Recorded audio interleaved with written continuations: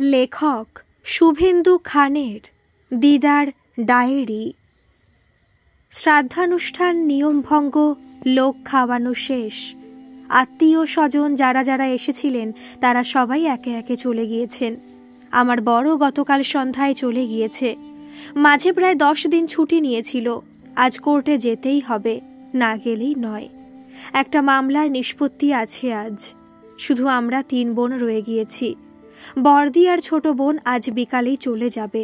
আমার কাল যাওয়ার কথা। মামাদের দোতলা বাড়িটা আজ তাই অনেক খালি খালি লাগে। কেমন যেন থম মারা ভাব।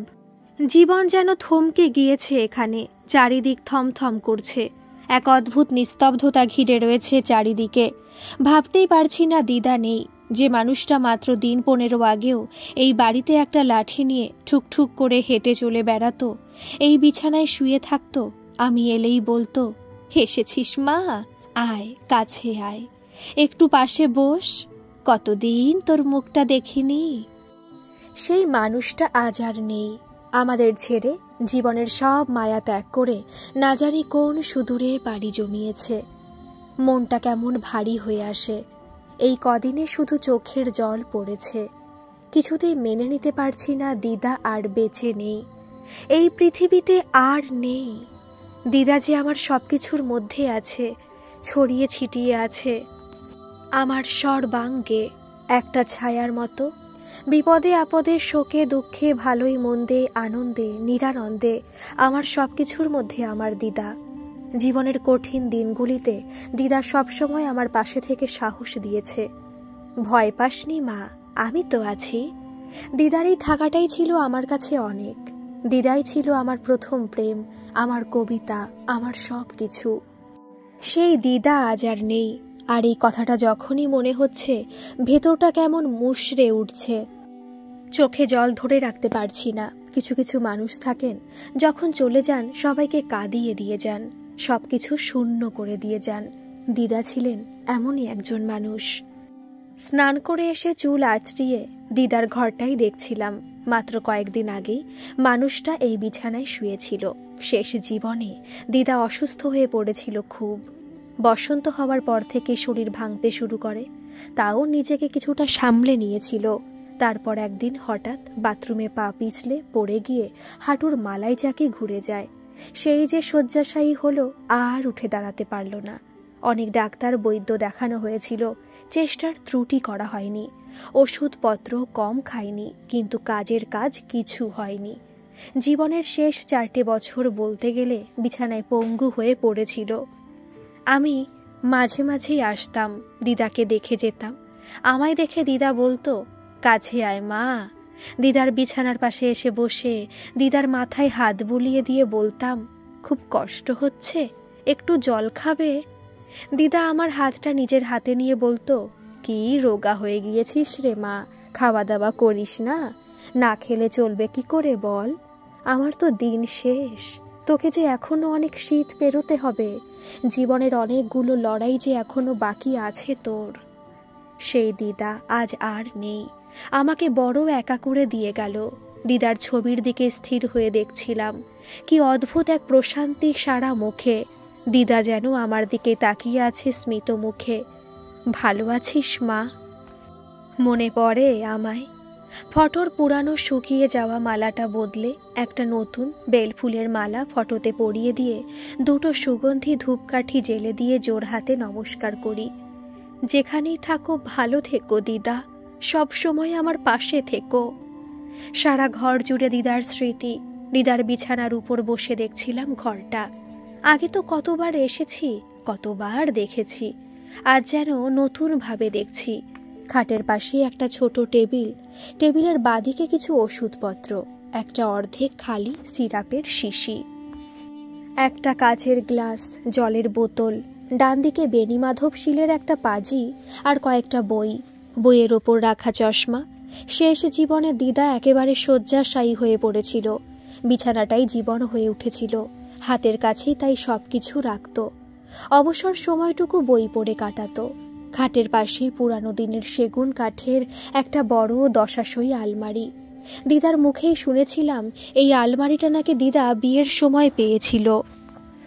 সেই থেকে বড় যত্নে রাখা। দিদার প্রাণ ভোমরা ছিল এই আলমারি। না জানি কত কিছু জিনিস ঢোকানো আছে এর মধ্যে। আলমারির পাশেই পুরানো দিনের কারুকার্য করা একটা ড্রেসিং টেবিল। ড্রেসিং টেবিলের কাচের দুই ধার বেশ সুন্দর নকশা করা। দিদা খুব শৌখিন মানুষ ছিল। শুনেছিলাম দিদাই ড্রেসিং টেবিলটা বিয়ের পর করিয়েছিল। এখন অবশ্য ড্রেসিং টেবিলটা নামেই, প্রসাধনী সামগ্রী কিছু নেই বললেই চলে।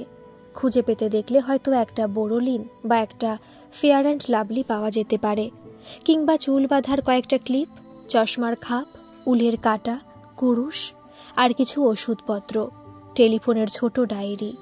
এই ছিল দিদার সংসার।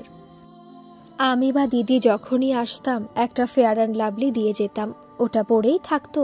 আমি মাঝে মাঝে রাগারাগি করতাম, দিদা তুমি ক্রিম লাগাওনি কেন মুখে? দিদা বলতো, আর কি হবে এসবে, আমার তো 3 কাল গিয়ে 1 কালে ঠেকেছে, ক্রিম মাখলেই বা কি, না মাখলেই বা কি। আমি রাগ করে বলতাম, থাক খুব হয়েছে, তোমাকে আর বকর বকর করতে হবে না, একটু উঠে বসো, আমি ক্রিম লাগিয়ে দিই। তারপর দিদার চুল বেঁধে দিয়ে মুখে ক্রিম লাগিয়ে দিতাম। দিদা আমার হাত ধরে বলতো, তুই আগের জন্মে আমার মা ছিলি। আমি হেসে বলতাম, এ জন্মেও আমি তোমার মা। দিদাও হেসে ফেলতো, পাগলি কোথাকার। কথাগুলো যত মনে পড়ে মনটা তত খারাপ হয়ে যায়। এই ঘরের রন্ধ্রে রন্ধ্রে ছড়িয়ে আছে হাজারো স্মৃতি। ছোটবেলায় কত মামাবাড়ি আসতাম, খেলতাম, আর দিদার কাছে চুপটি করে বসে নানান গল্প শুনতাম। কত গল্প করতো দিদা, রূপকথার গল্প শোনাতো, আর আমি অবাক হয়ে দিদার মুখের দিকে তাকিয়ে গিলতাম গল্পগুলো। ড্রেসিং টেবিলের পাশেই বড় দেরাজ আলমারিতে চোখ চলে যায়। সেগুন কাঠের ওপর কি সুন্দর নকশা করা। দেরাজ আলমারিতে 5টি থাক, ওপরে 2টি থাকে চীনামাটির নানা রকমারি কাপ, প্লেট, কাচের গ্লাস। কিছু ঘর সাজানো জিনিস, যেমন রং করা মাটির পুতুল, খেলনার দোলনা, একটা ছোট ঘড়ি, রাধাকৃষ্ণের মূর্তি, সাদা কালোতে দাদু দিদার ছবি। নিচের 3টে থাক শুধু বইয়ে ভর্তি। দাদু মারা যাবার পর এই বইগুলো হয়েছিল দিদার সম্বল। সেগুন কাঠের বড় আলমারিটা অনেকদিন হলো খোলা হয়নি। চাবিটা ড্রেসিং টেবিলের ড্রয়ারে থাকতো জানতাম, প্রয়োজনে 2-1 বার খুলেছি, দিদার কাপড় বের করার জন্য। আলমারি বোঝাই নানান কাপড় চোপড়, কিন্তু সেইভাবে কোনোদিন খোলা হয়নি বা দেখা হয়নি। কি মনে হলো, ভাবলাম একবার খুলে দেখি। ড্রয়ার থেকে চাবি নিয়ে খুলে দেখি নানান কাপড় চোপড়, সায়া, ব্লাউজ। দিদার হাতের কাজ ছিল খুব সুন্দর। দিদার হাতে বোনা কিছু সোয়েটার, কাজ করা বিছানার চাদর, মাথার বালিশের ওয়ার, তাতে লেখা সুখে থেকো। বেশ কিছু কুরুশের কাজ। যত দেখছি মনটা তত খারাপ হয়ে যাচ্ছে। সব কিছুর মধ্যে দিদা যেন ছেয়ে আছে। দিদার কাছেই আমার সেলাই শেখা কুরুশের প্রথম পাঠ। এদিক সেদিক ঘাঁটতে গিয়ে হঠাৎ ভারী মতো কিছু একটা হাতে ঠেকে, একটু চমক লাগে। শাড়ির ভাঁজ সরিয়ে দেখি একটা বড় মোটা সোটা ডায়েরি। অবাক লাগে, এই ডায়েরির কথা তো জানতাম না, দিদাও কিছু বলেনি কোনোদিন। ডায়েরিটা খুলতেই দেখি পাতার পর পাতা কত কিছু লেখা। কি আছে এতে এত লেখা? ডায়েরিটা ভালো করে দেখতে গিয়ে মনে পড়ে যায়, এই ডায়েরিটা তো আমি দিদাকে দিয়েছিলাম। আমার স্কুল থেকে পাওয়া ডায়েরি। দিদা নিতে চায়নি, বলেছিল ডায়েরি নিয়ে আমি কি করব। আমি জোর করে দিয়ে বলেছিলাম, কিছু লিখো। শাড়িগুলো ঠিকঠাক আবার গুছিয়ে আলমারি বন্ধ করি, খাটের ওপর ডায়েরিটা নিয়ে বসি। যতই পাতা উল্টাই ততই চমক বাড়তে থাকে। পাতার পর পাতা লেখা, দিদার কথা, জীবনের কথা, বাড়ির কাহিনী। যে কাহিনী হয়তো আমিও জানি না, যে কাহিনী, যে যন্ত্রণা দিদা হয়তো লুকিয়ে রেখেছিলেন তার মনের গহীনে। কৌতূহল বাড়তেই থাকে। এই চৈতি, চৈতি কোথায় রে তুই? খাবি না? কত বেলা হয়ে গেল। দিদির কথায় চমক ভাঙে। আসছি রে দিদি, 1 মিনিট, তুই ভাতটা বার, আমি এলাম বলে। ডায়েরিটা নিজের ব্যাগে ঢুকিয়ে নিচে নেমে আসি। খাওয়া দাওয়া সারতে বেশ দেরি হয়ে যায়। ইচ্ছে ছিল দুপুরে খাওয়া দাওয়া সারার পর ডায়েরিটা নিয়ে বসবো। কৌতূহল যেন কিছুতেই দমন করতে পারছিলাম না, কিন্তু সে সুযোগ আর হলো না। বড়দি আর ছোট বোন বিকালে চলে যাবে।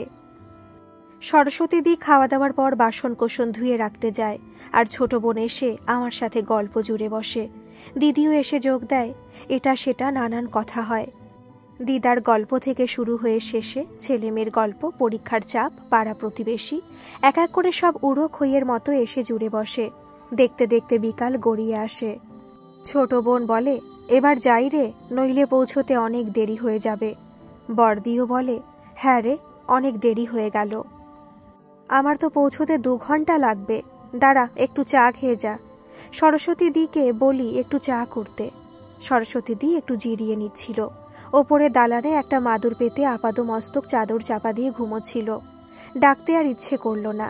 আজ সারাদিন ধরে খুব পরিশ্রম করেছে, ধকল গেছে, একটু বিশ্রাম নিচ্ছে। নিক, তোরা বস একটু, আমি এক্ষুনি চা করে আনছি। ছোট বোন আর বড়দি ততক্ষণে রেডি হতে নিচে চলে যায়। চা করে নিয়ে আসি। চা খেতে খেতে 3 জনে আরও এক প্রস্থ গল্প হয়। তারপর সন্ধ্যা নাগাদ দিদি আর বোন দুজনে রওনা দেয়। এ বাড়িতে থাকার মধ্যে মেজো মামা আর মেজো মামি কলকাতাতেই থাকে আর মাঝে মধ্যে এসে দিদার দেখাশোনা করত। গতকাল মেজো মামা আর মেজো মামি একটি বিশেষ কাজে ফিরে গেছে, আবার আগামীকাল আসবে, তারপর আমিও ফিরে যাব। আজ বাড়িতে তাই একা একা বলতে রান্নার মাসি বা দিদার আয়া সরস্বতী দি আছে। রাতে রান্না করে চলে যাবে, আর রান্নার আছেটাই বা কি, আমি তো একা। আর সকালে রান্না তো আছেই ফ্রিজে, একটু গরম করে নেওয়া শুধু। সে আমি না হয় একটু গরম করে নিতে পারবো।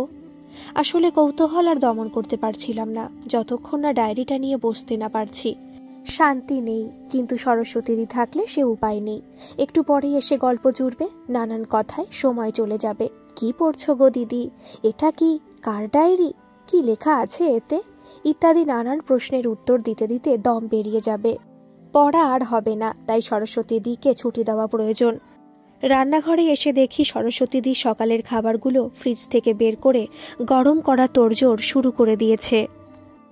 আমি তো একা, ও আমি রাতে গরম করে নিতে পারবো। তাছাড়া খাবারও বিশেষ ইচ্ছে নেই। তোমার আজ অনেক খাটাখাটনি গেছে, আজ বরং তুমি একটু বিশ্রাম নাও, কাল এসো সকাল সকাল। তোমার জন্য একটু চা করে দিই তাহলে? চা তো এই খেলাম, এখন আর খাবো না। সরস্বতীদি চলে যায়। নিচের দরজা জানালা দিয়ে ওপরে আসি দিদার ঘরে। হাতে অনেকটা সময়, সারাটা রাত এই প্রথম এ বাড়িতে একা। কেমন যেন একটা অন্য অনুভূতি হয়। গা ছমছম করতে থাকে। ব্যাগ থেকে ডায়েরি বের করে বিছানার ওপর আরাম করে বসি। পাতা উল্টাতে থাকি। ডায়েরির প্রথম পাতায় দিদার নামটা গোটা গোটা করে লেখা, রমা। তারপর 2-1টি পাতায় কয়েকটি ছবি আঁকা, কাটাকুটি করা। চোখ আটকে গেল তার পরের পাতায়, আমার কথা। যত পড়তে থাকি একটা নেশার মধ্যে ডুবে যাই। কত অজানা কথা, কত যন্ত্রণা দিদা লিখে গেছেন ডায়েরির পাতায় পাতায়। আমার মানে আমার দিদার কথা।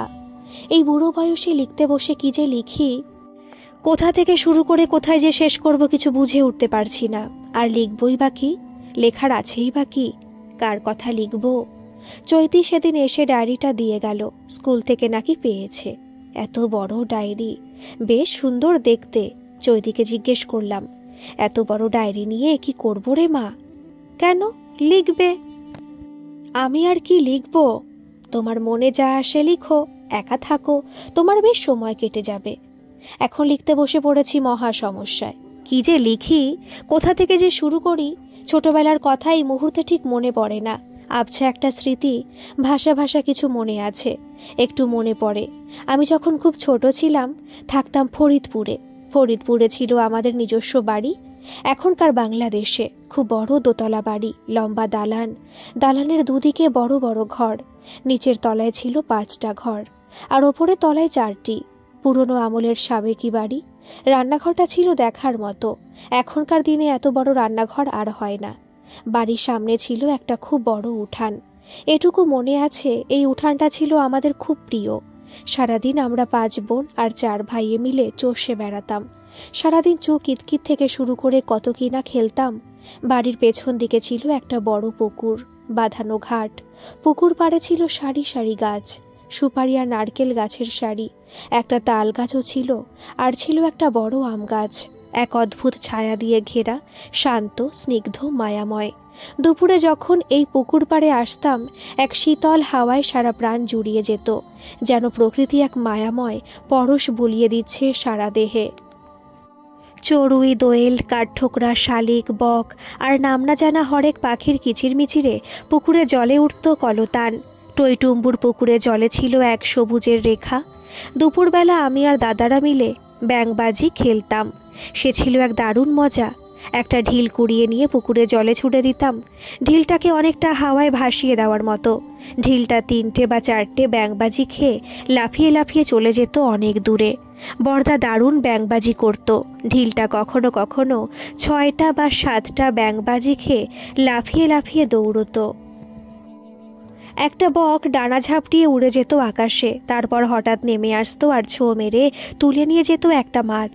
কয়েকটা হাঁস ঘুরত পুকুরের জলে। সাদা ধপধপে হাঁস সবসময় সারিবদ্ধ হয়ে থাকত। অবাক হয়ে দেখতাম তাদের বক্র গ্রীবা। জলে ভাসতে ভাসতে ডুব দিয়ে তুলে নিত কোনো গেড়ি বা গুগলি। মনে আছে, বাবা ছুটির দিনগুলোতে ছিপ নিয়ে বসে যেত পুকুর পাড়ে। আমিও যেতাম মাছ ধরা দেখতে। বড়শিতে টোপ লাগিয়ে ছাতা মাথায় বাবা বসতো পুকুর পাড়ে। ফাতনা যেই নড়ে উঠত, আমি লাফিয়ে হাততালি দিয়ে বলতাম, বাবা বাবা, মাছ মাছ মাছ। বাবা এক ঝটকায় ছিপে দিত টান। সে কি আনন্দ আমার! মাছ উঠেছে। বড় সুন্দর ছিল সেই সব দিনগুলো। আমি ছিলাম সবার ছোট, তাই সবার আদরের। আমাদের সেই সময় ছিল যৌথ পরিবার। বাবারা ছিল 3 ভাই। বাবা বড়। দুপুরে প্রায় 20 জনের মতো পাত পড়ত। একসাথে খেতে বসার যে কি মজা! বাবার শাসন ছিল খুব কড়া। খেতে বসে ওঠা চলবে না, পুরো খেয়ে তবে উঠতে হবে। খেতে বসার সময় বাবার কাছ থেকে একটা আচার শিখেছিলাম। বাবা খেতে বসে ঘটি থেকে জল নিয়ে আগে থালার চারিধারে ছড়িয়ে দিয়ে তারপর ভাত মুখে দিত। বলতো, ঈশ্বরকে আগে নিবেদন করে তবে খেতে হয়। আগে আমরা ছোটরা বাবা কাকার সাথে খেয়ে নিতাম, তারপর মা কাকিমারা খেতে বসতো। বাবার খাওয়া শেষ হলে মা বড় পিতলের রেকাবিতে করে অনেকগুলো পান এগিয়ে দিত। পান খাওয়ার খুব চল ছিল আমাদের বাড়িতে। বাবা খেয়ে দিয়ে এক মুখ পান চিবোতে চিবোতে মা কাকিমাদের তাড়া লাগাতো, কই গো, বেলা যে অনেক হলো, এবার তোমরা বসে পড়ো, আর কখন খাবে? আর আমাদের বলতো, এবার তোমরা চুপচাপ যে যার জায়গায় শুয়ে পড়ো। আমরা ভয়ে ভয়ে চুপচাপ শুয়ে পড়তাম। কিন্তু ঘুম কি আর আসে? অপেক্ষা করতাম বাবা কখন ঘুমাবে, আর বাবা পাশের ঘরে শুয়ে পড়লেই দে দৌড়। সন্ধে হলে বাবা আমাদের নিয়ে পড়াতে বসতো, কিন্তু পড়া কি আর হয়? সারা দুপুর আর বিকাল হই হুল্লোড় করে ঢুলু ঢুলু চোখে পড়তে বসতাম। চোখ খুলে রাখাই দায় হতো আমাদের। সবাই মিলে গোল হয়ে পড়তে বসতাম, আর একটু ঢুলে পড়লেই মাথায় বাবার গাঁটটা। তারপর এক একজন করে সবাইকে ছুটি দিত বাবা। আমি সবার ছোট, তাই আগেই ছুটি পেতাম। বাবা বলতো, যা, আর পড়তে হবে না, একটু ঘুমিয়ে নে। রাতে মা ডেকে ডেকে আমাদের তুলে খাওয়াতো। দিনগুলো বেশ সুন্দর ছিল তখন। আমার বয়স তখন ঠিক কত হবে জানি না, 5 কি 6 হবে হয়তো, বা একটু বেশি। তখন দ্বিতীয় বিশ্বযুদ্ধের ডামাডোল চলছে। একটাই শুধু নাম শুনতে পাই, সুভাষচন্দ্র বোস। আজাদ হিন্দ বাহিনী তৈরি করে ইংরেজদের ভিত নাকি নাড়িয়ে দিয়েছে। চারিদিকে যুদ্ধের দাবানল দাউ দাউ করে জ্বলছে। একে একে বিভিন্ন দেশ যুক্ত হচ্ছে। ইংরেজরা পিছু হটতে শুরু করেছে। আমি এসব ঠিক বুঝতাম না, তবে একটু বুঝতে পারতাম যে সেই সময় আমাদের দিনগুলো একটু একটু করে বদলাতে শুরু করেছে। কোথাও যেন একটা ছন্দপতন হয়েছে। সন্ধেবেলায় আর পড়তে বসা হতো না। রোজই দেখতাম বাবা মার সাথে কী সব কথা বলছে। মাঝে মাঝে কাকারাও এসে বাবার সাথে কী সব কথা বলতো, আলোচনা করত। অত শত বুঝতাম না। সত্যি কথা বলতে কি, কিছুই বুঝতাম না। শুধু এটুকু বুঝতাম, কোথাও যেন একটা কিছু হয়েছে, কিছু যেন একটা ঠিকঠাক চলছে না। তবে আমি শুধু পড়তে না হলেই খুশি। সন্ধেবেলায় আমার খুব ঘুম পেত। না ঘুমিয়ে পারতাম না। বাবা মা কাকারা কথা বলতো, আর আমি এক দৌড়ে সোজা মার বিছানায়। আর তারপর রাত্রে মা ডেকে খাইয়ে দিত। তারপর একদিন দেখলাম জিনিসপত্র গোছানো হয়েছে। মাকে জিজ্ঞেস করে জানতে পারলাম আমরা কলকাতায় চলে যাচ্ছি। জিজ্ঞেস করলাম, আমরা একাই যাচ্ছি না সবাই মিলে যাচ্ছি? মা আমার গলা টিপে দিয়ে আদর করে বলল, এবারের মতো আমরা একাই যাচ্ছি। ঠাকুরপোর আপাতত এখানেই থাকবে। মনটা খুব খারাপ হয়ে গেল। কাকা কাকিমাদের ছেড়ে, খুড়তুতো ভাই বোনদের ছেড়ে চলে যেতে হবে শুনেই কান্না পেয়ে গেল। তারপর একদিন আমরা সবাই কলকাতায় চলে এলাম। দিদার ডায়েরিটা মন্ত্রমুগ্ধের মতো পড়ছিলাম। পড়তে পড়তে ছোটবেলার কথা মনে পড়ে গেল। দিদাকে খুব ভালোবাসতাম। দিদা অন্ত ছিল আমার প্রাণ। তাই ছোটবেলায় মামাবাড়ি আসবো শুনলে মনটা লাফিয়ে উঠত। অপেক্ষা করে থাকতাম কবে পরীক্ষা শেষ হবে আর সবাই মিলে মামাবাড়ি যাব। মামাবাড়ির মজাটাই ছিল আলাদা। বড় মামা বড় মাসি আমাকে খুব ভালোবাসত। বড় মামা আমাকে নানান চকলেট কিনে দিত। তবু কেন জানি না দিদার সাথে আমার বন্ডিং ছিল বেশি। এক ছুটে দিদার কাছে গিয়ে গল্প জুড়তাম। দিদা ছিলেন অসম্ভব সুন্দরী, কি দেখতে ছিল তখন। নিজে সাজতেও খুব ভালোবাসত, খুব শৌখিন ছিল, সুন্দর করে সাজত। একটা লাল পেরে শাড়ি পরত, কপালে সিঁদুরের বড় লাল টিপ, কোমর ছাপানো চুল, গভীর দুটো নীল চোখ, যেন কোনো রূপকথার রাজকন্যা, পায়ে রূপোর নুপুর। যখন বাড়িতে চলে ফিরে বেড়াতো, নুপুরের রিনিঝিনি শব্দে সারা বাড়ি এক অপূর্ব মূর্ছনায় মুখরিত হয়ে থাকত। অবাক হয়ে দিদাকে দেখতাম, মানুষ কি করে এত সুন্দর হয়। দিদার মুখেই শোনা, রূপের জন্যই নাকি দিদার বিয়ে হয়েছিল। এক দেখাতেই পছন্দ হয়ে যায় দিদাকে। একেবারে পাকা দেখা, পাকা কথা দিয়ে যান পাত্রপক্ষ, তারপর বউ হয়ে এ বাড়িতে। সন্ধেবেলা চা খেয়ে বাবা মা মামা যখন গল্প করত, আমি দিদার কাছে এসে বসতাম। দিদা কত গল্প শোনাতো আমাকে, রূপকথার গল্প, ব্যঙ্গমা ব্যঙ্গমীর গল্প, সোনার কাঠির রূপোর কাঠির গল্প, তেপান্তরের মাঠের গল্প। গল্প শুনতে শুনতে হারিয়ে যেতাম কোথায়। নিজেকে মনে হতো যেন এক রূপকথার রাজকন্যা। রাজপুত্র আসছে পক্ষীরাজ ঘোড়ায় চড়ে। রাত্রে দিদা নিজে হাতে আমাকে খাইয়ে দিত। মামা বাড়ি এলে আমি রাত্রে দিদার কাছেই শুতাম। খুব বায়না জুড়তাম আমি দিদার কাছে ঘুমাবো। কারো কথা শুনতাম না। দিদি বলতো, দিদা কি তোর একার? একারই তো। দিদা শুনে হাসতো, আমার পাগলি মেয়ে। মা কপট রাগ দেখিয়ে বলতো, তোমার প্রশ্রয়ে চৈতি দিনকে দিন উচ্ছন্নে যাচ্ছে। দিদা হাসতো, মাকে বলতো, ও তো তোর মেয়ে নয়, ও হলো আমার মেয়ে। সে তো বটেই, এখন আমি বাদ, আপন হলো পর, নাতনি হলো আপন। তা থাকো তোমার মায়ে ঝিয়ে, আমি চললাম। আহা, তুই রাগ করছিস কেন? এই তো কটা দিন এসেছে, আজ বাদে কাল আবার চলে যাবে। থাক আমার কাছে ঘুমাক কটা দিন। রাত্রে মশারি খাটিয়ে দিয়ে দিদা আমাকে ঘুম পাড়াতো। ছড়া কেটে কেটে বলতো, খোকা ঘুমালো, পাড়া জোড়ালো, বর্গি এলো দেশে, বুলবুলিতে ধান খেয়েছে, খাজনা দেব কিসে? ধান ফুরলো, পান ফুরলো, খাজনার উপায় কি? আর কটা দিন সবুর করো, রসুন বুনেছি। কপালে হাত বুলিয়ে দিতে দিতে আমাকে কত গল্প শোনাতো। দিদার কথা, দিদার ছোটবেলার কথা। গল্প শুনতে শুনতে কখন ঘুমিয়ে পড়তাম। ছোটবেলায় দিদার মুখে শোনা কথাগুলো ভেসে উঠছিল একের পর এক। ডায়েরিটা পড়তে পড়তে কোথায় যেন হারিয়ে গিয়েছিলাম কিছুটা সময়ের জন্য। একটু চা খেতে ইচ্ছে হচ্ছিল। রান্নাঘরে গিয়ে এক কাপ চা করে নিয়ে এসে আবার দিদার ডায়েরিটা খুলে বসি। কলকাতা নামটা খুব শোনা, আমার প্রাণের শহর। খুব ইচ্ছে হতো কলকাতা দেখব, খুব খুব ঘুরব। সেই কলকাতায় এসে কিন্তু সত্যি সত্যি অবাক হয়ে গেলাম, হতবাক হয়ে গেলাম। কি বিরাট শহর! রাস্তা দিয়ে ট্রাম যাচ্ছে, বাস যাচ্ছে, ট্যাক্সি দৌড়চ্ছে, কত শত লোকজন, সবাই ব্যস্ত, সবাই দৌড়চ্ছে। এই প্রথম ট্রাম দেখলাম। অবাক হয়ে দেখছি পিচ ঢালা রাস্তার ওপর লোহার পাত পাতা, আর তার ওপর দিয়ে ঘর ঘর করে ট্রাম যাচ্ছে। খাকি উর্দি পরা একজন ঘন্টি বাজাচ্ছে, আর ট্রাম থেমে যাচ্ছে।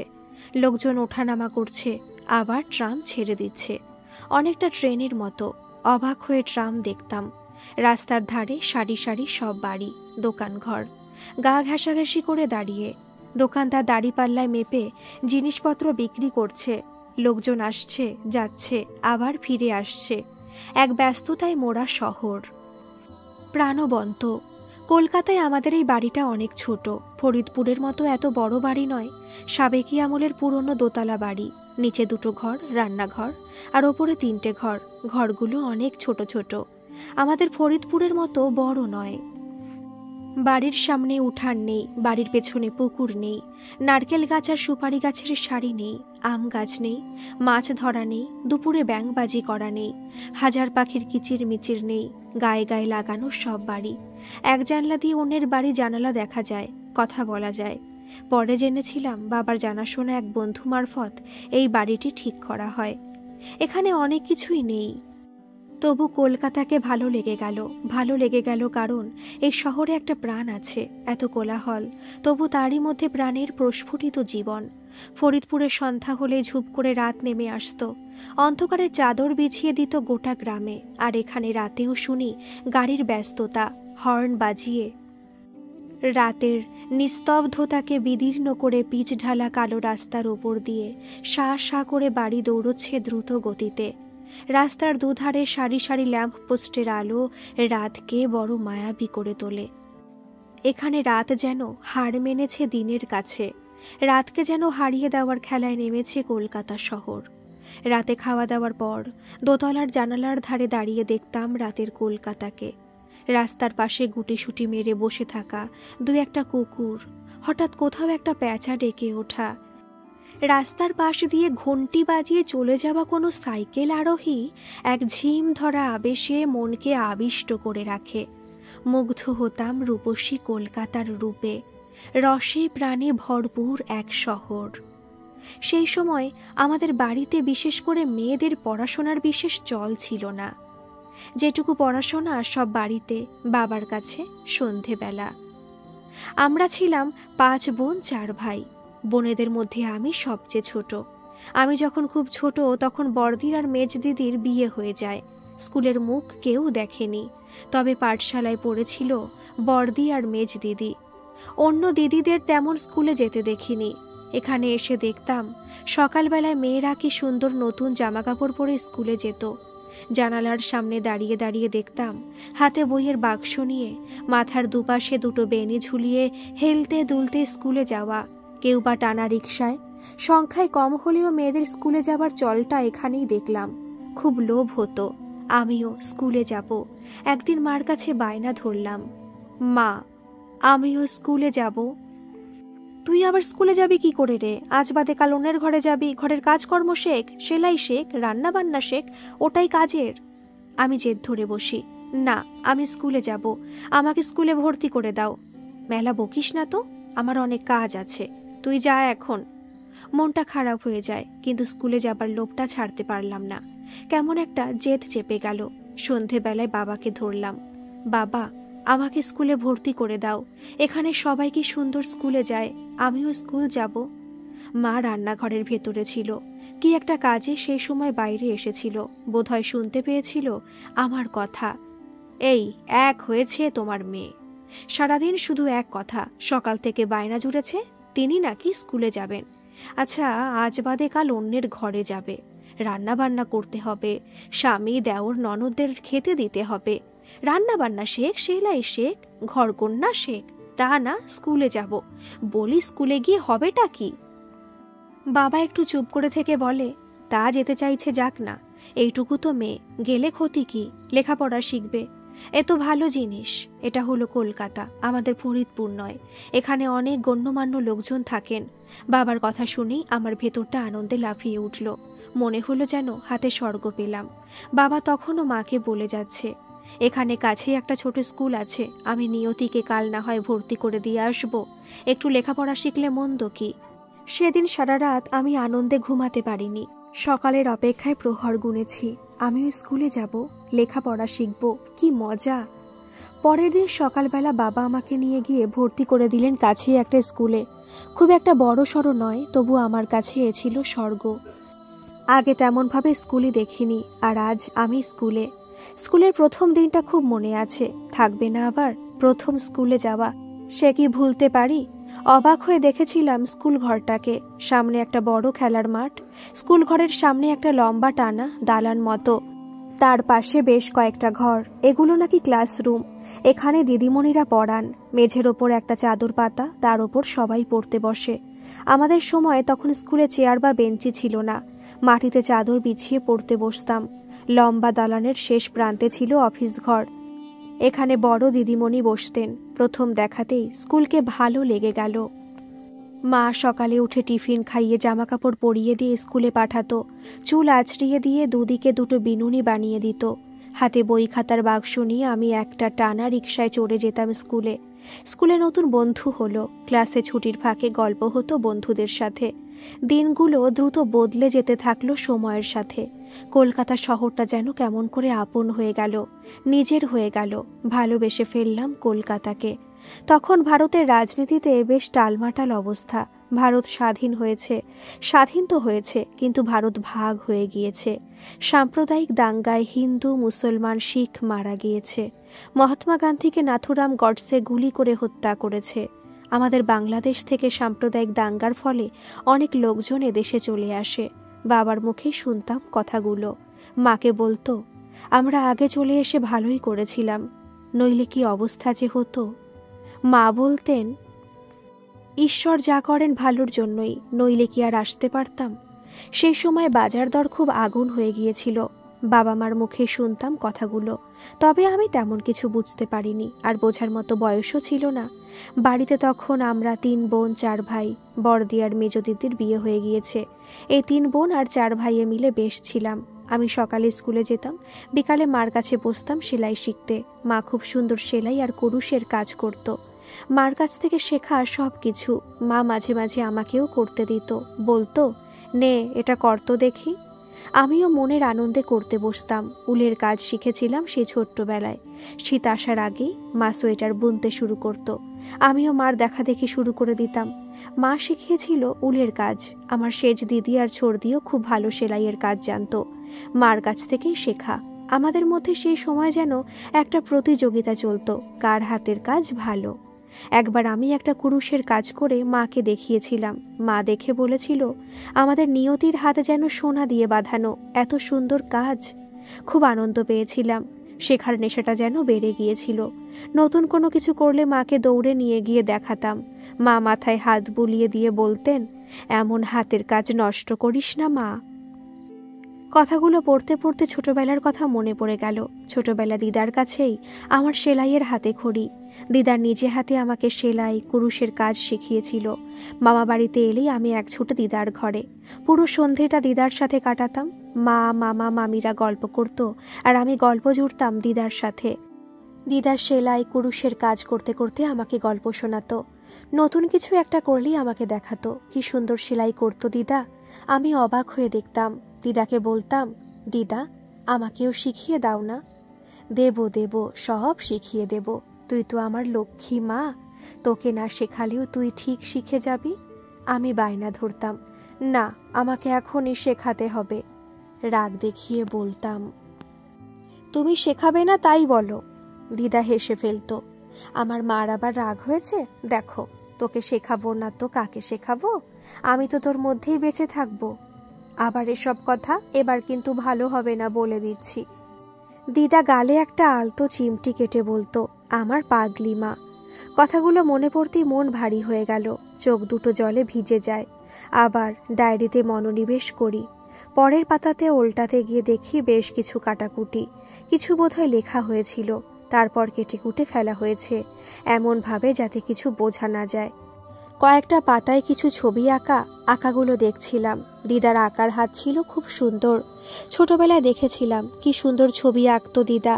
সাদা কাপড়ের ওপর আগে একটা ছবি এঁকে নিয়ে তারপর নানা রঙের সুতো দিয়ে নানা রকম সেলাইয়ের কাজ করত। কয়েকটা পাতা এরকম কাটাকুটির পর তারপরের পাতা থেকে দিদা আবার লিখেছে। পাতার উপরে একটা নাম লেখা, সুভাষ। আজ লিখতে বসে তার কথাটি না লিখলেই নয়, অথচ লিখতে গিয়ে আমার হাত কাঁপছে, মন ভারী হয়ে আসছে। দ্বিধার দ্বন্দ্বে হৃদয় বিভক্ত আজ, ধরণী দ্বিধা হও। গত কয়েকদিন ধরে অনেক ভেবেছি, লিখতে বসেও হাত থেমে গিয়েছে। কলম চায় লিখতে, মন চায় না সায় দিতে। যা আমার একান্ত আপন, যাকে এতদিন ধরে বুকের মাঝে আগলে রেখেছি সযত্নে, যা অনুভবে ছিল শুধুমাত্র আমার একার, তাকে এভাবে লোকচক্ষুর মাঝে এনে লাভ কি?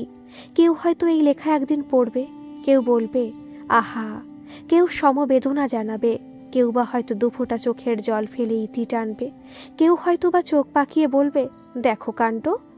তার চেয়ে থাক না সে আমার হয়ে পদ্ম পাতায় শিশির কণা। কিন্তু তার কথা যে না লিখলেই নয়, অসম্পূর্ণ থেকে যাবে কাহিনী, অবিচার করা হবে তার প্রতি। আজ আকাশটাও বেশ মেঘলা, মন কেমন করা। গত কয়েকদিন ধরে টানা বৃষ্টি হয়েছে, বাতাসে লেগে আছে মাটির সোঁদা গন্ধ, বেশ ঠান্ডা হাওয়া দিচ্ছে। কেমন যেন একটা মন কেমন করা আমেজ ঝুলে রয়েছে আমার লোনা ধরা বাড়ির চার দেওয়ালের বন্ধ ঘরে, আমার ঘরের কাঠের জানালায়, আমার আলনায়, ছাদের কড়ি বর্গায়, আমার বিছানার চাদরে। এমন দিনে শুধু তারেই বলা যায়। আমার বয়স তখন 13। সেজদি আর ছর্দির বিয়ে হয়ে গিয়েছে। বাড়িতে লোক বলতে বাবা মা, 2 দাদা, 2 ভাই আর আমি। সেই সময় আমার বড়দার বন্ধুরা প্রায়শই আসতো আমাদের বাড়ি। নিচের বৈঠকখানায় বসে গল্প করত। মা চা করে দিত। কখনো কখনো আমাকে চায়ের প্লেট আর বিস্কুট ধরিয়ে দিয়ে বলতো, যা তো দিয়ে আয় একটু। আমিও চা আর বিস্কুট দিয়ে চলে আসতাম। চায়ের সাথে কখনো কখনো ভাজা নিমকি আর মিষ্টিও থাকতো। দাদার বন্ধুরা এলে আমারও বেশ মজাই হতো।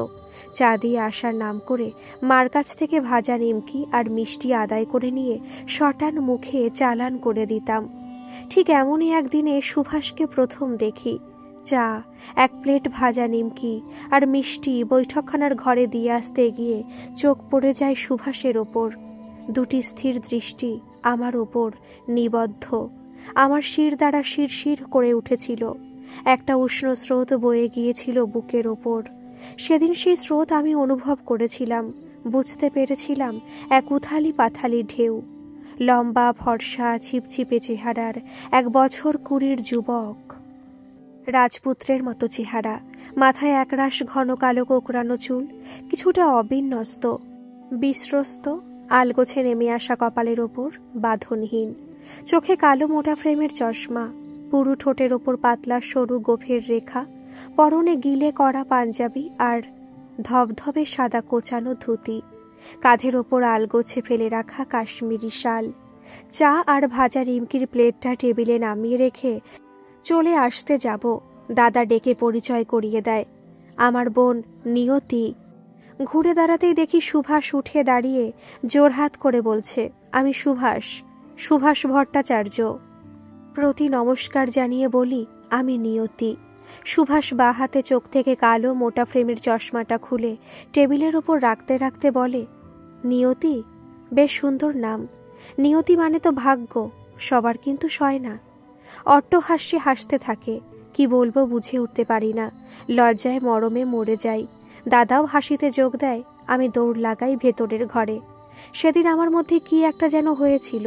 হৃদয় অনুভব করেছিলাম এক অন্যরকম ভালো লাগা, যা দেখি তাই যেন সুন্দর মনে হয়। এক অস্থিরতায় হৃদয় চঞ্চল হয়ে ওঠে। চলে আসি ওপরে দোতলার বারান্দায়, আরও একবার সুভাষকে দেখব বলে। বারান্দায় থামের আড়ালে অপেক্ষা করতে থাকি। এক একটি মুহূর্ত যেন এক একটি প্রহর বলে মনে হয়। কখন বেরোবে বাড়ি থেকে, আর আমি আরেকটি বার চেয়ে চেয়ে দেখব। একটু পরে সুভাষকে সদর দরজা দিয়ে বেরোতে দেখি। অপলক দৃষ্টিতে চেয়ে থাকি তার শান্ত অথচ দৃঢ় পদক্ষেপে চলে যাওয়া পথের দিকে। একটু এগিয়ে গিয়ে হঠাৎ সুভাষ ঘুরে আমাদের বাড়ির দিকে তাকায়। বারান্দার দিকে তাকাতে আমার সাথে চোখাচোখি হয়ে যায়। এক দৌড়ে ভেতরে চলে আসি। মরমে মরে গিয়েছিলাম সেদিন। আজ মনে হয় সে ছিল আমার নিতান্ত এক ছেলে মানুষী কাণ্ড। তবু বারান্দার থামের আড়ালে দাঁড়িয়ে থাকা, অপেক্ষা করা, শুধুমাত্র একটি বার দেখার জন্য, তা আজও ভুলতে পারি না আমি। নিচে নেমে দাদাকে জিজ্ঞেস করি, তোর নতুন বন্ধু আগে দেখেনি তো? এই প্রথম এলো, আগে আসেনি। জানিস, ভবানীপুরের জমিদার বাড়ির ছেলে। বাবা খুব নামকরা লোক, মানিকলাল ভট্টাচার্য। এক নামে সবাই চেনে। চেহারা দেখেছিস, একেবারে রাজপুত্র। আদব কায়দায় একেবারে জমিদার। আর হবে নাই বা কেন? শরীরে চেয়ে জমিদার বাড়ির রক্ত। আমি মনে মনে ভাবছিলাম, সত্যি রাজপুত্র। এই রাজপুত্রের জন্যই তো এতদিন প্রহর গুনেছে এই রাজকন্যে। এরপর থেকে সুভাষের আসার অপেক্ষায় মন উদ্গ্রীব হয়ে থাকত। দাদার কোনো বন্ধুরা এলে মন চঞ্চল হয়ে উঠত। উকি মেরে দেখে আসতাম সুভাষ এসেছে কিনা। মন খারাপ হয়ে যেত সুভাষ না এলে। সেদিনের পর থেকে মাঝে বেশ কিছুদিন সুভাষ আসেনি। উৎকণ্ঠায় দিন গুনতাম, কি জানি কি হলো। মনে কুগাইতে লাগলো, কি জানি কিছু আপদ বিপদ হলো না তো। লজ্জার মাথা খেয়ে দাদাকে কিছু জিজ্ঞেসও করতে পারতাম না। কিছু ভেবে বসে যদি। এভাবেই অপেক্ষায় কেটে যায় 2 সপ্তাহ। সেদিন বিকালে ওপরের ঘরে বসে বই পড়ছি, মার আওয়াজ পাই, নিয়তি, এই নিয়তি, একটু শুনে যা তো। নিচে রান্নাঘরে যেতেই মা বলে, চাটা দিয়ে আয়, তোর দাদার বন্ধু এসেছে। চা নিয়ে ঘরে বৈঠকখানা ঘরে ঢুকতেই চোখ পড়ে যায় সুভাষের ওপর। স্থির দৃষ্টিতে আমার দিকে তাকিয়ে লজ্জায় চোখ নামিয়ে নিই। টেবিলের ওপর চা নামিয়ে এক প্রকার দৌড়ে চলে আসি। সেদিনও ওপরের বারান্দায় থামের আড়ালে দাঁড়িয়েছিলাম। চলে যাবার সময় সুভাষ ঘুরে বারান্দার দিকে তাকাতেই আমার ওপর চোখ পড়ে যায়। ডান হাত তুলে হাত নাড়ে। আমি কোনো রকমে হাত নেড়ে চলে আসি। এরপর সুভাষ প্রায়শই আমাদের বাড়ি আসতো। চা দেবার অছিলায় আমিও একবারের জন্য বৈঠকখানায় ঘুরে আসতাম, আর বারান্দায় দাঁড়িয়ে হাত নাড়াটা একটা রুটিন ব্যাপার হয়ে গিয়েছিল। যাওয়ার সময় সুভাষ নিচে রাস্তায় দাঁড়িয়ে বারান্দায় আমার দিকে হাত তুলে হেসে টাটা জানাতো, আর আমিও হাত নাড়তাম। মনের অবস্থা সেদিন বুঝতাম না, শুধু এটুকু বুঝতাম একদিন সুভাষকে দেখতে না পেলে মন খারাপ হয়ে যেত। কোনো কিছুতে মন বসতো না, কোনো কাজ করতে ভালো লাগতো না। সুভাষ নামটা মনের মধ্যে ঘুরপাক খেত। প্রতিদিন বিকেল হলে অপেক্ষায় থাকতাম বারান্দায়, এই বোধহয় সুভাষ আসবে। আর দূরে রাস্তার মোড়ে সুভাষকে দেখতে পেলেই দৌড়ে নিচে নেমে আসতাম রান্নাঘরে। চা দিয়ে আসতে হবে যে। তেমনভাবে কোনোদিন কথা হয়নি, শুধু একবার চোখের দেখা, বারান্দায় দাঁড়িয়ে হাত নাড়া, এতেই মন এক অদ্ভুত প্রশান্তিতে ভরে যেত। এরই মধ্যে একদিন একটা ঘটনা ঘটে গেল। সুভাষ আর দাদা গল্প করছে। আমি চা নিয়ে টেবিলে রাখতে যাব, হঠাৎ সুভাষ হাত বাড়িয়ে দিল। ভদ্রতার খাতিরে চাটা টেবিলে নামিয়ে না রেখে হাতে দিলাম। হঠাৎ অনুভব করলাম প্লেটের নিচে সুভাষের আঙুলের স্পর্শ। মনে হয় আঙুলটি একটু চাপ দিল আমার আঙুলে, যেন একটি পরশ বুলিয়ে গেল। মুহূর্তে বিদ্যুৎ চমকের মতো সারা শরীরে শিহরণ খেলে গেল। শির দ্বারা শিরশিরিয়ে উঠল, আর চোখে দেখে নিলাম দাদাকে। না, দাদা তখন খবরের কাগজে চোখ বুলিয়ে যাচ্ছে। কোনো রকমে চাটি সুভাষের হাতে ধরিয়ে দিয়ে চলে আসি। রোজকার মতো অপেক্ষা করছিলাম বারান্দায়। সুভাষ বাড়ি থেকে বেরিয়ে উপরের বারান্দার দিকে তাকায়, আমাকে দেখে হাত নাড়ে। আমিও থামের আড়াল থেকে বেরিয়ে হাত নাড়ি। মুখে কিছু একটা বলে, হয়তো বিদায় সূচক টাটা। এতখানি দূর থেকে খুব একটা ভালো শুনতে পাইনি। আমি শুধু হাত নাড়ি। তার চলে যাওয়া পথের দিকে তাকিয়ে থাকি বহুক্ষণ। আমি মার সাথে শুতাম। সেদিন সারাটা রাত ঘুমোতে পারিনি, বিছানায় ছটফট করেছি। পাশে মা নিশ্চিন্ত নিদ্রায়, আর আমার বিনিদ্র রজনী। হাতের আঙুলে যেন সুভাষের স্পর্শ, তার গন্ধ যেন ছড়িয়ে আছে সারা শরীরে। তার অবিন্যস্ত কোকড়ানো চুল, মোটা ফ্রেমের চশমার আড়ালে নিবদ্ধ দুটি গভীর চোখ, যাবার সময় ফিরে তাকানো, হাত নাড়া, সব কিছু যেন এক গভীর আবেশে আবিষ্ট করে রাখে আমাকে। এরপর চা দেবার সময় পেয়ালা আর টেবিলে নামিয়ে রাখতাম না। সুভাষ হাত বাড়িয়ে দিত, আর প্লেটের নিচে পেতাম তার আঙুলের স্পর্শ। শুধু এই স্পর্শটুকু পাওয়ার জন্য মুখিয়ে থাকতাম সারা বিকাল। পড়তে পড়তে স্তব্ধ হয়ে গিয়েছিলাম। এই কোন দিদাকে আমি দেখছি? আমার এতদিনের চেনা দিদা যেন এক অপরিচিতা রমণী হয়ে উঠেছে। একটু একটু করে তার অবগুণ্ঠন খুলছে, আর আমি চমৎকৃত হচ্ছি তার রূপে, রসে, গন্ধে। ছোটবেলায় দিদা এত কিছু বলেছে আমাকে, এত গল্প করেছে, তবু একবারের জন্য এসব কিছু আমাকে জানায়নি। অবাক হয়ে যাই, দিদা এমন করে এতদিন ধরে আগলে রেখেছে তার ভালোবাসার ধনকে। হৃদয়ের কোনো এক গহীন প্রকোষ্ঠে সযত্নে লালিত করেছে তাকে, শুধুমাত্র নিজের একার করে রেখেছে তার ভালোবাসাকে। হঠাৎ ঘড়ির দিকে চোখ গেলে চমকে উঠি। রাত প্রায় 10টা। খিদেও পাচ্ছিল, কিছু না খেলেই নয়। ডায়েরিটা বন্ধ করে বিছানার ওপর রেখে ফ্রিজে রাখা খাবারগুলো গরম করতে যাই রান্নাঘরে। রাতের খাবার খেয়ে রান্নাঘরের সিঙ্কে বাসনকোসন রেখে দিয়ে রাতের ওষুধ খেয়ে একটু ছাদে আসি। খাওয়া দাওয়ার পর একটু হাঁটা বা পায়চারি করা আমার বহুদিনের অভ্যেস। মামাবাড়ির ছাদটা আমার ভীষণ প্রিয়, বেশ বড় ছাদ, কি সুন্দর খোলামেলা।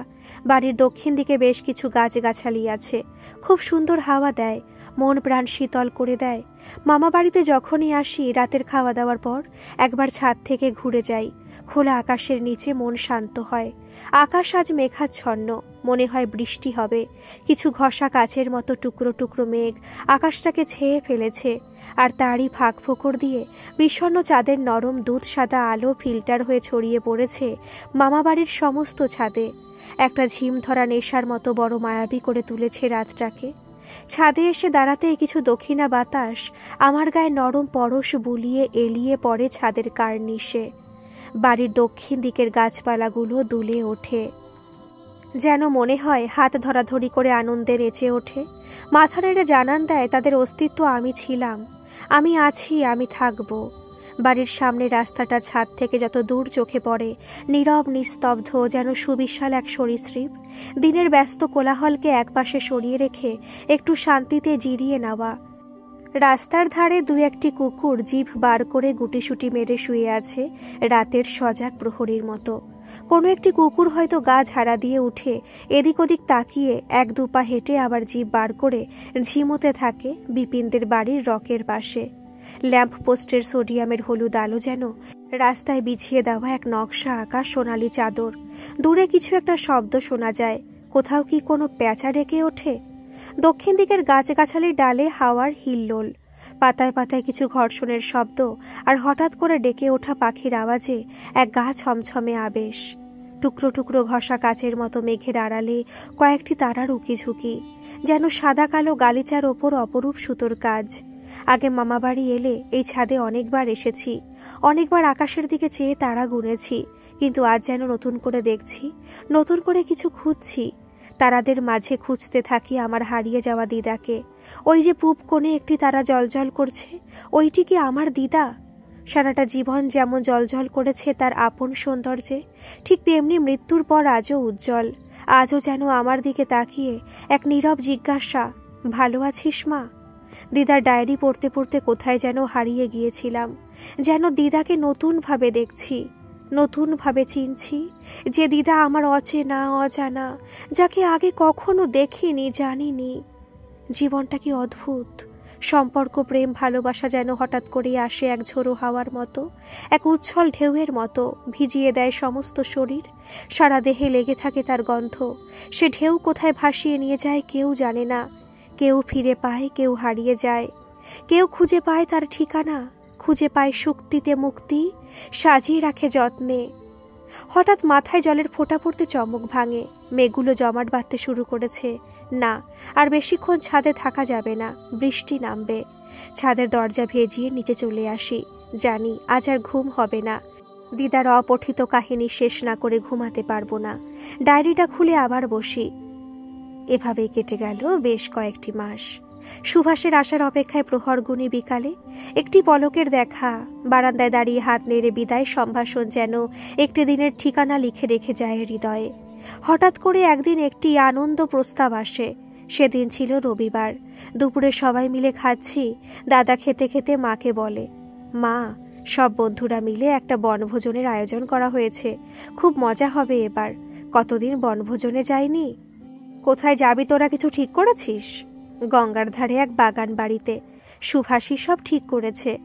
তা ভালো তো, কে কে যাবি তোরা? আমরা সব বন্ধুরা মিলে যাব। বন্ধুদের ভাই বোনেরাও থাকবে। সুভাষ বলেছে সবাই মিলে খুব মজা করা হবে, ঘোরাও হবে, আবার বনভোজনও হবে। যা ঘুরে আয়, ভালোই হবে। ভাবছে নিয়তিকেও নিয়ে যাব। আমরা 4 ভাই আর নিয়তি, বন্ধুদের বোনেরাও থাকছে। বাবা সুরে বলে, তা যাক না, ঘুরে আসুক। কোথাও তো যেতে পারে না, ঘরেই বন্দি হয়ে থাকে। সবাই মিলে একটু আনন্দ করে আসুক। মন খুশিতে নেচে ওঠে। এই প্রথম বনভোজনে যাচ্ছি। উফ, ভাবতেই পারছি না। 4 দেওয়ালের বন্ধ ঘর থেকে একদিন হলেও মুক্তি। বাড়ির বাইরে কোনোদিন বেরোতে পারতাম না। দৌড় বলতে স্কুল পর্যন্ত, সেখানে দাদা ভাই, দাদাদের বন্ধু বোন, সবাই মিলে বনভোজন যেন পড়ে পাওয়া 14 আনা। আর তার চেয়ে বড় কথা সুভাষ। আমি ভাবতেই পারছি না সুভাষ থাকবে, কাছ থেকে দেখতে পাবো। হয়তো 2-1 কথাও হতে পারে। কিভাবে কথা বলবো? যদি কিছু জিজ্ঞেস করে কি বলবো, কি উত্তর দেব? ভাবতে ভাবতে দিশেহারা হয়ে যাই। অধীর আগ্রহে অপেক্ষা করতে থাকি, যেন এক অন্তহীন প্রতীক্ষা। দিন যেন আর কাটে না। অবশেষে এলো সেই বহু প্রতীক্ষিত দিনটি। তার আগের দিন আমি সারাটা রাত ঘুমাতে পারিনি। মার কাছে বিছানায় ছটফট করেছি। দাদারা গোছগাছ করছিল, কিছু প্রয়োজনীয় জিনিস নিতে হবে বলে। আমিও সহায়তা করেছিলাম। রান্না করার কিছু জিনিসপত্র গোছাচ্ছিলাম। মেজদা বলল, নিয়তি, মনে করে তাসের প্যাকেট 2 নিয়ে নিস। মেজদার কথা শুনে বরদা বলে, তাসের প্যাকেট 2 আমি আগে নিয়ে নিয়েছি। নিয়তি, তুই যা, একটু ঘুমিয়ে নে। কাল সকাল সকাল বেরোতে হবে, বাকি গোছগাছ আমরা করে নেব। কিন্তু ঘুম কি আর আসে? মার কাছে বিছানায় শুয়ে ছটফট। সুভাষের মুখটা বারবার ভেসে ওঠে। সেদিন আমরা 5 ভাই বোন মিলে একটা ভাড়া করা ঘোড়া গাড়ি করে সকাল সকাল পৌঁছে যাই। কাছে গঙ্গার তীরে বেশ বড় বাগান বাড়ি। ব্যবস্থা আগে থেকে সব করাই ছিল। গিয়ে দেখি রান্না তোড়জোড় শুরু হয়ে গিয়েছে। মেয়েরা সবাই মিলে হাত লাগিয়েছে। কেউ আলুর খোসা ছাড়াচ্ছে, কেউ পেঁয়াজের খোসা ছাড়াতে গিয়ে চোখে জল, কেউ উনুন ধরাতে ব্যস্ত। সে এক হই হুল্লোড় কাণ্ড। আমিও যোগ দিলাম মেয়েদের দলে। আমরা মেয়েরা গোল হয়ে বসে কুটনো কুটতে লাগলাম। সকালের প্রাতরাশ ছিল লুচি আর আলুর দম। রান্নার জোগাড় করতে লাগলাম। ছেলেরা দুটো দলে ভাগ হয়ে গেল। একটা দল বাগান বাড়ি ঘুরে দেখতে গেল, আর একটি দল আমাদের পাশে গোল হয়ে তাস খেলতে শুরু করলো। বর্দা তাসের নেশা ছিল খুব। বাড়িতে তাস খেলা হতো, আমিও তাস খেলতে জানি। সুভাষ এসে দাদাদের দলে যোগ দিল। আমার বারবার চোখ চলে যাচ্ছিল সুভাষের দিকে, আর চোখে চোখ পড়ে গেলেই লজ্জায় নামিয়ে নিচ্ছিলাম। সেদিন কেন জানি না কোনো কিছুই আমার বশে ছিল না। এক অদৃশ্য শক্তির খেলায় ঘটে যাচ্ছিল ঘটনাগুলো। প্রাতরাশ পর্ব শেষ হলে বাগান বাড়িটা ঘুরে দেখতে গেলাম আমরা কয়েকজন মেয়েরা। কি বিরাট বাগান বাড়ি! মোরাম দিয়ে বাঁধানো সুন্দর রাস্তা। রাস্তার দুপাশে নানান ফুলের গাছ অতি যত্নে লাগানো। এ যেন এক বড় বাগিচা। নানান ফুলের গন্ধ শরীরে এক অদ্ভুত সুবাস ছড়িয়ে দিচ্ছিল। মোরাম বিছানো রাস্তাটা সোজা এগিয়ে গিয়েছে বেশ কিছুটা দূর। রাস্তার শেষ প্রান্তে বিরাট বড় বাগান বাড়ি, বড় বড় থাম। ভেতরে ঢুকতেই এক বড় দালান, অনেকটা লম্বাটে। অবাক চোখে ঘুরে ঘুরে দেখছিলাম বাগান বাড়ি। এত বড় বাগান বাড়ি জীবনেই প্রথম দেখলাম। ঘুরতে ঘুরতে কখন সামনের রাস্তা দিয়ে সোজা গঙ্গার ঘাটে এসে গিয়েছিলাম খেয়াল করিনি। আমরা 4 জন মেয়ে ছিলাম। একজন দূরে হাত দেখিয়ে বলল, ওই দেখ বজরা। তাকিয়ে দেখি দূর দিয়ে একটা বজরা যাচ্ছে। কিছু লোকজনও দেখা যাচ্ছে বজরাতে। বজরার কথা শুনেছিলাম, এই প্রথম দেখলাম। এর আগে কোনোদিন বজরা দেখিনি। কিছু ছোট মাছ ধরা নৌকো ভেসে চলেছে গঙ্গার বুকে। সূর্যের আলোয় চিকচিক করছে গঙ্গার জল। আমি কেমন যেন শিশু হয়ে গেলাম। এক নিমেষে ফিরে গেলাম আমাদের ফরিদপুরে। ব্যাঙবাজি করার লোভ সামলাতে পারলাম না। একটা চ্যাপ্টা মতো ঢিল কুড়িয়ে নিয়ে ভাসিয়ে দিলাম হাওয়ায়। ঢিলটা গঙ্গার জলে 5 বার ব্যাঙবাজি খেয়ে লাফাতে লাফাতে বেশ খানিকটা দূর গিয়ে ডুবে যায় জলে। পাশ থেকে কোনো এক পুরুষ কণ্ঠ হাততালি দিয়ে বলে ওঠে, বাহ, তুমি তো দারুণ ব্যাঙবাজি করো। চমকে তাকিয়ে দেখি সুভাষ। আজকের পর্ব এই পর্যন্তই থাক। পরবর্তী পর্ব আজ সন্ধ্যে 7:30টায় আপলোড করব, আর কালকে এর অন্তিম পর্ব আপলোড করে দেব। আর হ্যাঁ, আপনাদের কাছে একটা প্রশ্ন আছে আমার। আচ্ছা, এই বজরাটা কি একটু কমেন্ট করে জানাবেন। আসলে আমি কখনো এর নাম আগে শুনিনি। প্লিজ কেউ কিছু কিন্তু আবার ভাববেন, আমি সত্যি এর আগে এই নামটা কখনো শুনিনি। আর হ্যাঁ, গল্পটি আপনাদের কেমন লাগছে অবশ্যই কিন্তু কমেন্ট করে জানাবেন। আর ভালো লাগলে যারা এখনো সাবস্ক্রাইব করেননি তারা একটা সাবস্ক্রাইব করে দেবেন। ধন্যবাদ।